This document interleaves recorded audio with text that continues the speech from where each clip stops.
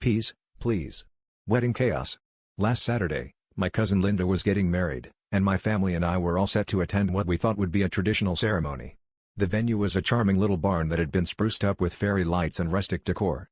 As we sat waiting for the ceremony to begin, I noticed something odd. Each row of seats had a neatly arranged basket of what looked like green peas.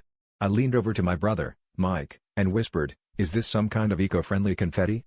He shrugged, equally perplexed, but the ceremony was about to start, so we turned our attention to the aisle.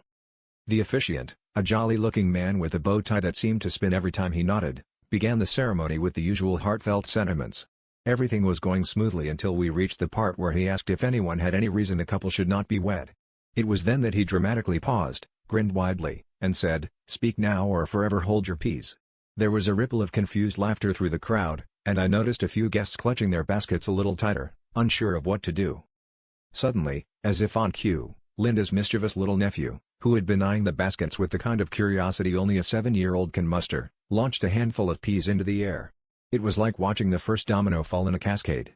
One by one, guests started tossing peas at each other, hesitant at first, but quickly gaining enthusiasm as the whole barn erupted into a full-blown food fight. Even the bride and groom joined in, pelting each other with peas and laughing so hard it was contagious. I found myself dodging peas like a pro, using my program from the ceremony as a makeshift shield.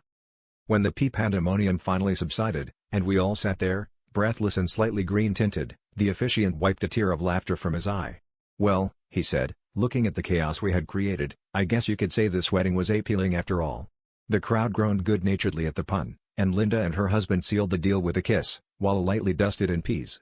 It was definitely a wedding to remember, and I learned that sometimes, the best laid plans really do go awry in the most hilarious ways.